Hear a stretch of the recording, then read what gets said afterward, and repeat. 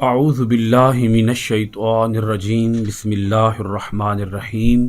معزز خواتین و حضرات، عزیز طلباء و طالبات، ڈیلی قرآن کلاس میں آپ سب کو خوش آمدید۔ امید ہے آپ سب خیر و عافیت سے ہوں گے۔ سورۃ المائدہ پارہ نمبر 7 آیت نمبر 114 لفظی ترجمہ سماعت کیجیے گا۔ قال عرض کی عیسیٰ ابن مریم کے بیٹے، اللہم اے اللہ، ربنا ہم سب کو پالنے والے، انزل اتار، علینا ہم پر، مائدۃً دسترخوان، من السماء آسمان سے، تکونو بن جائے، لنا ہم سب کے لیے، عیداً عید، لاولنا و آخرنا ہمارے اگلوں کے لیے بھی اور ہمارے پچھلوں کے لیے بھی، وآیۃً منک اور ایک نشانی، منک تیری طرف سے، وارزقنا اور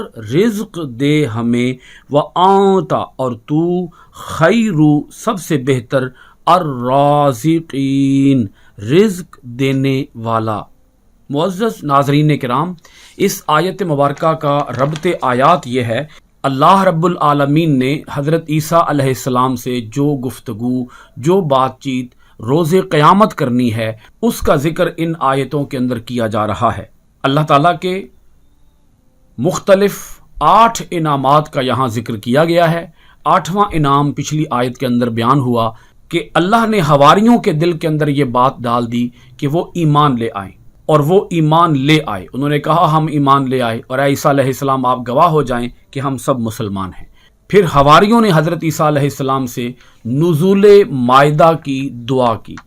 حضرت عیسیٰ علیہ السلام نے پہلے تو اطمینان حاصل کیا، یہ اطمینان حاصل کیا کہ یہ میرے حواری، یہ مجھ پر ایمان لانے والے حالت ایمان کے اندر اس مطالبے کا ذکر کر رہے ہیں۔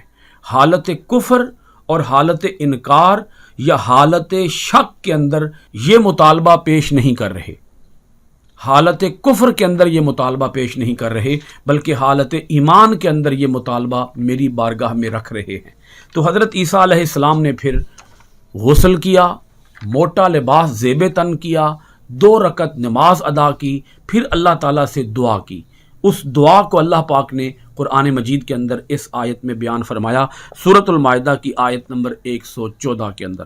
قال عرض کی عیسیٰ ابن مریم، عیسیٰ ابن مریم نے، اللہم ربنا انزل علینا مائدۃ من السماء، اے اللہ ہم سب کو پالنے والے، اتار ہم پر خوان آسمان سے، تکون لنا عیدا لاولنا و آخرنا و آیۃ منک، بن جائے ہم سب کے لیے خوشی کا دن، ہمارے اگلوں کے لیے بھی اور ہمارے پچھلوں کے لیے بھی، اور ہو جائے ایک نشانی تیری طرف سے، ورزقنا وانت خیر الرازقین اور رزق دے ہمیں اور تو سب سے بہتر رزق عطا فرمانے والا ہے۔ یہ ہیں دعا کے الفاظ، جن الفاظ کے ساتھ حضرت عیسیٰ علیہ السلام نے اللہ کے حضور یہ دعا کی۔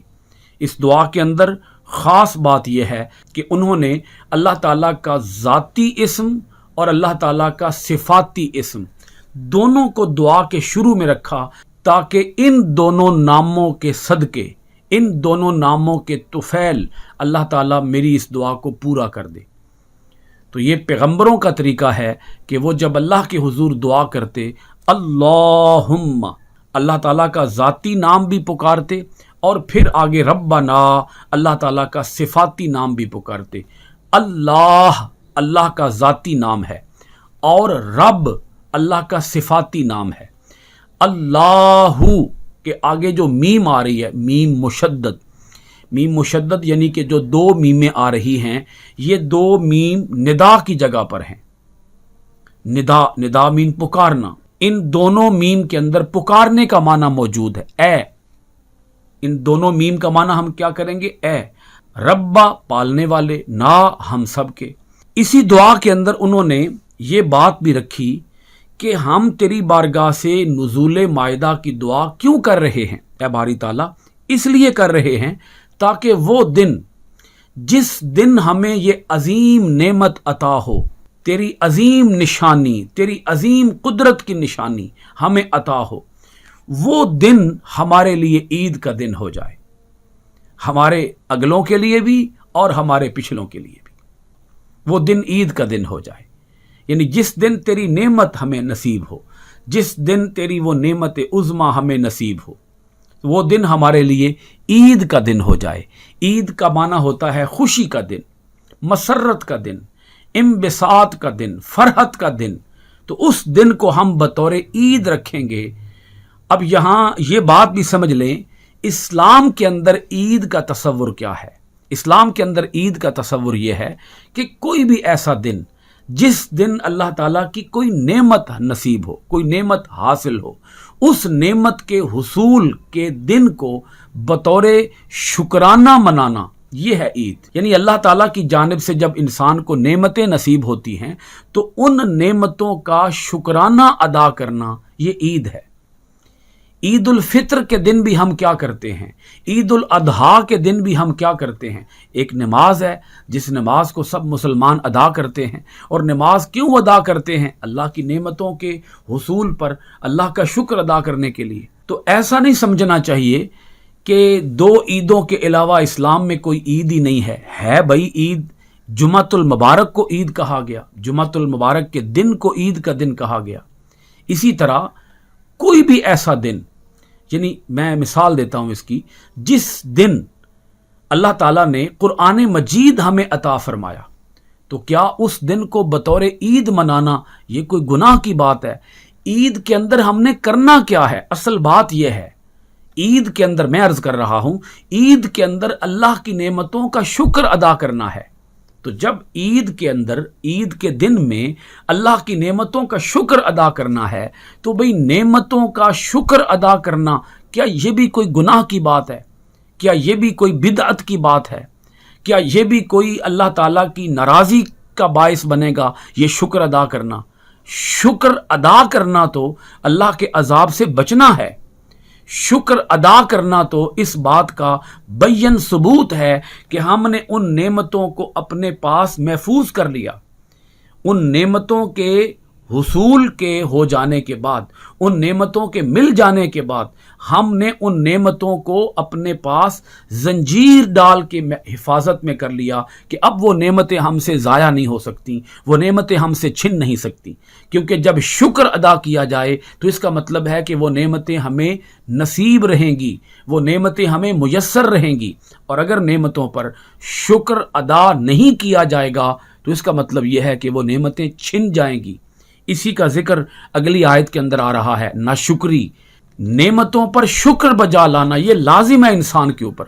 اگر وہ شکر ادا نہیں کرے گا تو ان نعمتوں سے وہ محروم کر دیا جائے گا، اور اگر وہ شکر ادا کرے گا تو اللہ تعالیٰ کی وہ نعمتیں اسے ہمیشہ کے لیے میسر رہیں گی، وہ نعمتیں اس کے پاس رہیں گی، وہ نعمتیں کوئی اس سے چھین کے لے کے نہیں جا سکتا۔ تو اگر قرآن کے نزول پر اللہ کی نعمتوں کا شکر ادا کرنا چاہیے، تو اسی طرح آپ غور فرمائیں، جس دن ہمیں قرآن والے رسول ملے ہیں اس دن کو بطور عید منانا، اس میں کیا مذائقہ ہے؟ اس میں کیا گناہ ہے؟ بس میں وہی بات خاص آپ کی خدمت میں رکھ رہا ہوں، اسی کو پھر دہراؤں گا کہ عید کے اوپر کسی قسم کا کوئی اعتراض نہیں ہونا چاہیے۔ ہاں، اگر کوئی کسی بھی عید کے دن، وہ خواہ عید الفطر ہو، خواہ عید الاضحیٰ ہو، خواہ جمعۃ المبارک کا دن ہو، خواہ وہ لیلۃ القدر ہو، خواہ وہ امام الانبیاء علیہ الصلوۃ والسلام کی تشریف آوری کا دن ہو، کوئی عید بھی ہو، اور اس عید کے دن کے اندر اگر کوئی شیطانی کام کیا جائے گا تو یہ گناہ کی بات ہے۔ اگر کوئی لغو کام، فضول کام، اسلام کے اصولوں کے خلاف کام کیا جائے گا تو یہ غلط بات ہے۔ عید منانا غلط نہیں ہے، خوشی منانا غلط نہیں ہے، خوشی منانے کا طریقہ وہ غلط ہو سکتا ہے، اس کے اوپر ہمیں اعتراض کرنا چاہیے، اس کے اوپر ہمیں آواز اٹھانی چاہیے کہ طریقہ کار کیا ہوگا، خوشی منانے کا طریقہ کیا ہوگا۔ ایک اور بات حضرت عیسیٰ علیہ السلام نے اللہ پاک کی بارگاہ میں رکھی، وہ یہ وَآیَةً مِّنْکَ، تیری طرف سے ہمیں نشانی چاہیے، تیری قدرت کی نشانی اور میری نبوت کی نشانی۔ اور وہ نشانی اپنے لیے نہیں مانگ رہے، وہ نشانی اپنے مخلص دوستوں کے لیے، حواریوں کے لیے مانگ رہے ہیں، اپنے مخلص ساتھیوں کے لیے، رفقاء کے لیے، जिन्होंने हजरत ईसा अलैहिस्सलाम के दीन को, दीन इस्लाम को फैलाने की खातिर तन मन धन की कुर्बानी दी, उनके लिए मांग रहे हैं। ए बारी ताला, वो लोग तेरी कुदरत की निशानी और मेरी नबुव्वत की सदाकत की निशानी देखना चाहते हैं, और हालत इनकार के अंदर वो नहीं देखना चाहते, बल्कि हालत ईमान के अंदर वो देखना चाहते हैं। वर्ज़ुक़ना, तू हमें रिज़्क़ अता फरमा, व अंत खैरुर राज़िक़ीन, और सबसे बेहतर रोज़ी और रिज़्क़ तो ही अता फरमाने वाला है। ये बात भी बतौर ख़ास वजाहत तलब है कि रिज़्क़ सिर्फ रोटी का नाम नहीं है, रिज़्क़ सिर्फ खुराक का नाम नहीं है, बल्कि रिज़्क़ इल्म के हुसूल का नाम भी है। यानी किसी को अगर इल्म नसीब होता है तो ये भी रिज़्क़ है, किसी को अगर लिबास मुयस्सर है तो ये भी रिज़्क़ है, किसी को अगर अच्छे दोस्त मुयस्सर हैं तो ये भी रिज़्क़ है। रिश्तेदारों का होना, दोस्तों का होना, हमसायों का होना, मुखलिस साथियों का होना, अल्लाह ताला की और दीगर नेमतें, यानी अल्लाह की हर नेमत रिज़्क़ है। ये ज़ुबान रिज़्क़ है, दांत रिज़्क़ हैं, ये नाक रिज़्क़ है, हाथ रिज़्क़ है, आँख रिज़्क़ है, कान रिज़्क़ हैं, ये वजूद, पूरा वजूद ये रिज़्क़ है। अल्लाह ताला ने हमें जो जो कुछ अता कर रखा है, बेटे हैं, बेटियां हैं, पोते हैं, पोतियां हैं, नवासे हैं, नवासियां हैं, ये सब अल्लाह का रिज़्क़ हैं। तो इसी के अंदर एक और बात भी वाज़ेह करूंगा इसी आयत के अंदर कि हज़रत ईसा अलैहिस्सलाम की दुआ के बाद वो खाना आसमान से नाजिल हुआ, वो खान उतरा, उस खान को उतरते सब ने देखा, और सब ने, आपके हवारियों ने भी और आपने भी, वो खाना तनावुल फरमाया। इसी के अंदर एक और पहलू भी गौर तलब है कि वो खाना था क्या। तो इस बात की टो में हमें कोई ज़्यादा पढ़ने की ज़रूरत नहीं है। वो हलवा था, वो चावल थे, वो बिरयानी थी, वो भाई क्या चीज़ थी, रोटी थी, सालन था, भाई सालन क्या था। तो इसमें हमें कोई ज़्यादा तजस्सुस की ज़रूरत नहीं है, क्योंकि अल्लाह ताला ने जिस चीज़ को बयान ही नहीं फरमाया, इसका मतलब यह है कि उसके बयान के अंदर हमारे लिए कोई फ़ायदे की बात नहीं है, उसमें कोई हिदायत की, कोई भलाई की बात नहीं है। बस आसमान से खाना उतरा, उन्होंने खाना तनावुल फरमाया। वो खाना था क्या, किसी तरह का भी कोई यकीनी इल्म नहीं है, न आयत के अंदर न हदीस के अंदर इसके बारे में कोई वाज़े बयान दिया गया है कि वो खाना क्या था। सो हमें उसकी ज़रूरत भी नहीं है। इसी आयत के हवाले से एक बड़ी अहम बात गुफ्तगू के दौरान रह गई, उसे भी ज़रा समझ लें। हज़रत ईसा अलैहिस्सलाम ने अपने हवारियों से यह भी कहा था कि ऐ मेरे हवारियों, तुम 30 दिन रोज़ा रखो। हवारियों ने फिर 30 दिन रोज़ा रखा, और इन 30 दिनों के रोज़ों के बाद हज़रत ईसा अलैहिस्सलाम ने फिर गुस्ल किया, लिबास ज़ेब तन किया, और फिर अल्लाह के हुजूर 2 रकत नमाज अदा की, और फिर आपने गिड़गिड़ा कर अल्लाह के हुजूर ये दुआ की जिस दुआ का यहाँ जिक्र था, और फिर अल्लाह पाक ने आसमान से खाना नाजिल फरमाया। और इसी के साथ अल्लाह पाक ने ख़ास बात फरमा दी, वही जिसका जिक्र मैं पहले कर रहा था कि नेमत के मिल जाने के बाद उस नेमत का शुक्र अदा करना ये लाजिम हो जाता है। काल अल्लाह, अल्लाह पाक ने फरमाया, इन्नी बिलाशुबा मैं मुनज़्ज़िलुहा, उतारने वाला हूं उसे, अलैकुम तुम पर, फमन फिर जिसने, यकफुर कुफ्र इख्तियार किया, बाद इसके बाद, मिनकुम तुम में से, फ़इन्नी तो बेशक मैं, उअज़्ज़िबुहु अज़ाब दूंगा उसे, अज़ाबन ऐसा अज़ाब, ला उअज़्ज़िबुहु नहीं अज़ाब दूंगा, अहदन किसी को, मिनल आलमीन अहले जहां से। अल्लाह पाक ने इरशाद फरमाया, बिलाशुबा मैं उतारने वाला हूं इसे तुम पर, फिर जिसने कुफ्र इख्तियार किया इसके बाद तुम में से, तो बेशक मैं अजाब दूंगा उसे, ऐसा अजाब कि नहीं दूंगा किसी को अहले जहां से।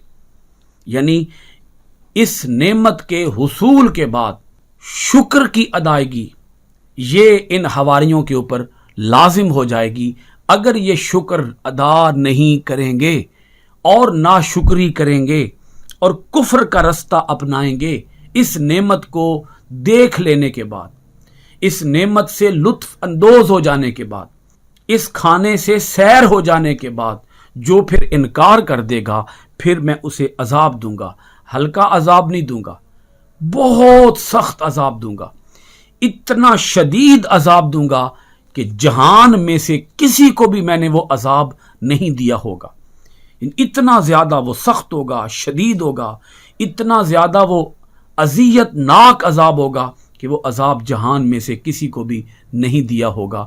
اللہ تعالی ہمیں اپنی آیتوں پر غور و خوض کرنے، اپنی آیتوں کو معنی ترجمہ تفسیر و تشریح کے ساتھ پڑھنے، عمل پیرا ہونے، قرآن کے آفاقی پیغام کو دنیا بھر میں عام کرنے کی توفیقات خیر عطا فرمائے۔ سورۃ المائدہ کی آیت نمبر 115 کے ساتھ ہماری آج کی کلاس ختم ہوئی۔ یہاں پر 7ویں پارے کا 5واں رکوع مکمل ہوا۔ انشاءاللہ العزیز آئندہ ڈیلی قرآن کلاس میں آپ کی خدمت میں حاضر ہوں گا سورۃ المائدہ کی آیت نمبر 116 کے ساتھ۔ آپ سب حضرات کا بہت شکریہ۔ السلام علیکم ورحمۃ اللہ وبرکاتہ۔